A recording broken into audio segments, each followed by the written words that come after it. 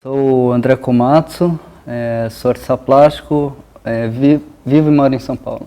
Às vezes é muito claro, mas nos últimos anos tem ficado bem confuso. Mas eu acho bom isso. Eu acho que, não sei, no mundo que a gente tem muita certeza, eu acho que fica meio duvidoso. Não sei, eu fico pensando no mundo que você tem que se apresentar. Por exemplo, eu fico pensando numa situação, uma vivência que eu tive em 2009. Foi a primeira vez que eu tive nos Estados Unidos. Fui para uma residência lá. E lá eu tive que fazer um curso que chamava M, Artists in Marketplace. E dentro desse curso tinha uma aula que meio que ensinava a você se apresentar para outra pessoa, seja curador, outro artista, alguém do meio. E ele tem um termo que chamava elevator pitching, ou elevator speech. Eu sou meio ruim de inglês, na época eu estava aprendendo inglês. Bom, que nada mais é você se apresentar em 5 minutos e depois dar o cartão para a pessoa. Que, por exemplo, no meio da arte está cada vez mais comum isso. Ou seja, o artista virou um burocrata. É uma coisa que, para mim, isso já não faz parte mais da arte. Isso faz parte de uma situação mercadológica que o artista precisa, ele se adentra e precisa corresponder andando dentro da linha do sistema. Eu, como artista, tento não fazer isso. Eu, como artista, quando alguém fala em 5 minutos do seu trabalho, eu não respondo. Você quer 5 minutos, vai pesquisar você. Porque eu acho que, na verdade, quando o artista faz o trabalho, ele está expondo a intimidade dele, está expondo as problemáticas que ele acha que existe, ou questionamentos. Então, é um sistema complexo, não é uma linha direta. Não é mais B, a gente não está tratando de publicidade. A gente não está tratando, está tentando decorar o espaço. Não é porque é bonito ou feio, eu acho que vai além disso. Eu estava falando isso aí do elevator pitch para falar de uma relação de certeza das coisas. Eu acho que, por exemplo, se a gente define muito, se eu consigo definir muito meu trabalho, de uma maneira clara, sucinta, não tem razão em fazer mais. Porque aquilo já está posto, já está catalogado, já está mastigado. Eu acho que a arte tem que ir um pouco mais além disso.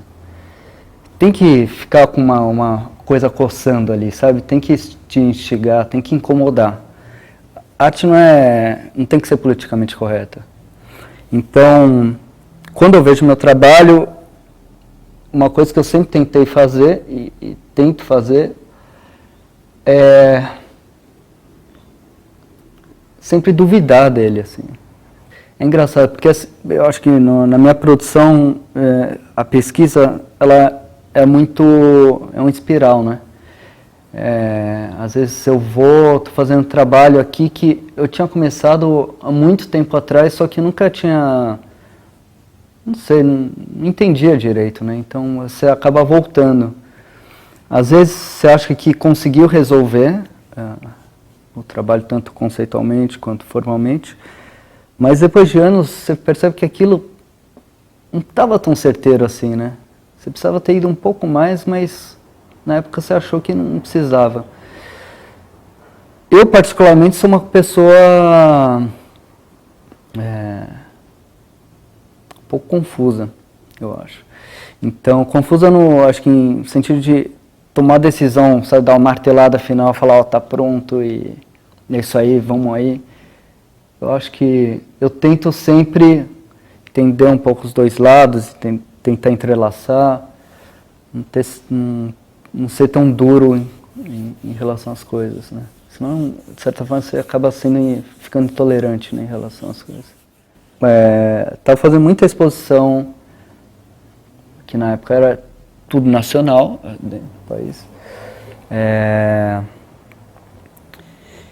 E eu comecei a ficar meio injuriado com a situação, porque assim, eu tava sem grana nenhuma, não tinha dinheiro, nada, tanto para pagar aluguel, comer, não conseguia. Então, fazer N trabalhos para poder ganhar dinheiro, que é normal, é uma opção, né? Mas eu via, na verdade, parecia uma grande fantasia o mundo da arte, assim. Então eu falava, puta, tudo bem, eu acabo vivendo 2 mundos, sabe? Eu moro no Jabaquara, só que vou no jantar lá no Morumbi, sabe? Uma coisa assim. E era meio, quase uma esquizofrenia. Sei lá, moro no Jabaquara e vou pra FAAP todo dia, convivo com gente que nunca andou de ônibus, sabe? Era uma coisa meio estranha, assim, pra mim.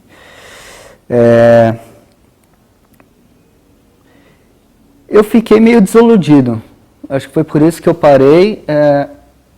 E, bom, na época eu tinha decidido falar, então vou fazer ver o mundo real, porque é por isso que a gente está aqui, né? Eu acho que viver experiências, então vamos lá. E trabalhei por um tempo, continuei dando aula, dava aula em ONGs, né, na periferia, continuei trabalhando com montagem, exposição, já trabalhava. Trabalhei um tempo como motorista particular e fui trabalhando assim, e realmente foi 1 ano e pouco, acho que eu nem pensei em arte. Eu saí da Vermelho, né, na época.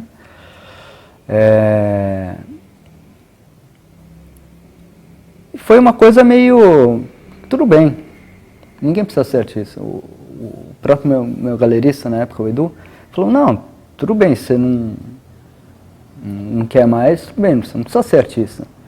Só quero que você seja feliz. E era isso, está procurando minha felicidade. E a arte não estava mais suprindo não estava suprindo mais essa necessidade. Então, bom, eu acabei trabalhando em N coisas aí durante esse tempo e eu acabei voltando a ter vontade de trabalhar de novo com arte, pensar. Foi quando eu estava numa viagem com uns amigos, acho que foi lá para Milho Verde, que é um vilarejo no norte de Minas Gerais. E, bom, todo dia a gente andava, fazia caminhadas ali, tentando chegar lá num morro branco ali, que a gente chamava o Morro do Pai Graumes. Era um morro que era muito longe, só que a gente sempre tentava chegar e nunca conseguia, né? Sempre ficava à noite e a gente tinha que voltar. Daí, todo dia à noite eu acendia uma fogueira. Para você fazer uma fogueira do nada, é um processo que parece simples, mas não é simples. Existe um pensamento ali, tanto uma arquitetura que você tem que montar, essa arquitetura precisa estar voltada para condicionar essa pequena chama que você produz ali, para ela poder crescer. E daí sem ficar alimentando toda hora, senão o fogo apaga. E as madeiras verdes você bota ao lado, para ela ir secando aos poucos, porque se você tacar madeira verde, produz muita fumaça, daí ninguém consegue ficar ali na fogueira.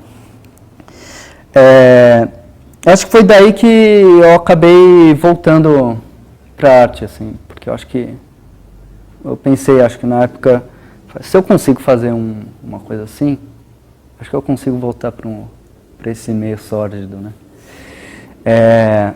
Porque acho que vem uma coisa, é quase que, não sei, meio simbólico, né? Você construir criar seu próprio fogo ali, assim, uma coisa, primitiva mesmo, assim. Acho que porque a arte, ela vem como minha mulher fala, vem desse bum bum bum, assim, sabe? Você é artista ou não é artista, você não produz artista. Você precisa ter essa chama, assim, que às vezes vai para um lado mais, racional, cartesiano, às vezes vai para um lado mais instintivo, assim. Mas precisa ter essa vontade, essa inquietação, assim, que eu acho que acaba movendo, assim. Teoricamente eu estou livre. Eu acho que a gente vive eu acho que essa questão do livre-arbítrio, para mim eu vejo como mais um layer ali de uma ilusão para uma realidade verdadeira, se existe, né? Porque se você pensar, você precisa, eu acho que ver, por exemplo, a gente está aqui no ateliê, é um espaço que eu me sinto à vontade. Mas eu só tenho esse ateliê porque eu consigo pagar um aluguel. E para isso eu preciso ganhar dinheiro. E para ganhar dinheiro eu preciso trabalhar. Para trabalhar, eu tenho a sorte de conseguir vender meu trabalho até agora. Se não conseguisse, teria que fazer outro trabalho. Que na maioria dos casos, as pessoas trabalham sem gostar do que eles estão fazendo. Só que elas precisam trabalhar para poder comer, pagar aluguel. Para se sentir à vontade, para se sentirem livres. Para chegar em casa e ver TV. Ou para juntar dinheiro para poder viajar. Então essa liberdade ela é um jogo, né, que foi criado, eu acho. Essa ideia de você poder fazer o que você quiser. De você ser quem você quer ser. O artista, eu não sei, o artista eu acho que ele é mais uma peça ali dessa máquina aí, mas ao mesmo tempo, alguns eu acho que eles tentam, acho que não só artistas, mas eles tentam manter uma consciência desse sistema. Então, eu acho que de certa forma essa consciência pode trazer uma sensação de liberdade. Eu acho que pode... Mas, de certa forma, a liberdade que a gente vê, eu acho que a gente deveria mudar essa palavra. Ou o conceito de liberdade foi alterado. De certa forma, por exemplo, o trabalho de Veneza a gente teve... Foi um trabalho adaptado várias vezes. Por exemplo, não sei se você lembra que um dia antes da abertura, a segurança da Bienal queria fechar a instalação por causa das normas de segurança. Eu acho que, por exemplo, no momento que eu comecei a improvisar colocando esses plásticos, o momento de criação pode ser um momento, a gente pode pensar como talvez um momento que você esteja livre de preceitos, assim. Isso acho que é um campo mínimo, né? Porque se ampliar, você está dentro daquele prédio, está dentro da Bienal, está dentro de uma estrutura toda ali, né? Então, a partir do momento que foi feito, ele já está preso novamente, né? Você não consegue escapar do sistema. De certa forma, a gente vive dessa coisa, né? A gente serve ele com vontade. É uma servidão voluntária. Porque, assim, por exemplo, se você pensar nesse caso quando eu parei de produzir, o que foi mais difícil para mim foi... Eu acho que não foi nem deixar de produzir o trabalho na época. Eu acho que, de certa forma, você perde a identidade, né? Porque a identidade ela vem através de uma relação que você tem com o outro. Se você foge do grupo, você precisa criar uma outra identidade que vem... Porque no final a gente é bicho. Bicho anda em bando. Cachorro anda em bando. Tem o alfa, beta, o gama. Se você perde essa identidade, é muito fácil você ser levado pela corrente, né? Eu acho que faz parte da vida de artista você ter esses altos e baixos. É lógico que quando você está começando sua produção, é muito mais difícil. Porque senão ninguém te conhece. Mas acho que, de certa forma, você nunca pode duvidar do seu trabalho. Duvidar, eu digo, duvidar por que você está fazendo aquilo. Porque, de certa forma, a gente está inventando, está criando coisa que tem uma visão particular. Pode existir, mas tem uma visão particular. Então, como o mundo é muito viciado em informações e situações já existentes, que vão só se como chama, reciclando, quando você cria talvez um outro ponto de vista sobre a situação existente, fica difícil de ser inserido. Mas isso não quer dizer que é ruim o trabalho. Eu acho que talvez seja bom. Eu acho que existe de uns anos para cá, por exemplo, quando o Brasil teve uma melhora econômica, com a crise mundial, o Brasil ele teve esse boom, começaram a crescer N galerias. Eu lembro uma das feiras da SP Art, todo mundo excitado, porque tá vendendo pra caramba. E hoje em dia a gente vê que tá passando por um momento aí um pouco mais difícil, né? Bom, nesse momento aí que tava tudo muito bem, começou a surgir muito artista, né? Mas daí você fica pensando, o artista está surgindo porque ele quer esse reconhecimento, porque quer dinheiro, ou porque ele quer fazer o trabalho? Ele tem que querer fazer o trabalho. Isso não adianta. Precisa acreditar. É difícil? É difícil. A vida não é fácil. Não é fácil para ninguém. Eu acho que... Eu lembro quando meu pai... Eu decidi fazer artes plásticas. Tive a sorte de meus pais apoiarem, né? Meu pai falou, ó, você quer fazer arte? Você faz. Mas o negócio é o seguinte, para arte você precisa conhecer gente, eu não conheço ninguém, você precisa ter dinheiro. Eu não tenho dinheiro. Então você se vira. Essa foi a primeira lição que ele me deu quando eu decidi fazer essas coisas. Ele falou, se vira. Então, comecei a trabalhar desde cedo. É duro? É. Mas fazer o quê? É a vida. E a gente tem que continuar fazendo. Eu também tenho amigos que são grandes artistas, mas não ganham dinheiro, não conseguem vender, não conseguem se inserir no mercado, não conseguem entrar em exposição, entendeu?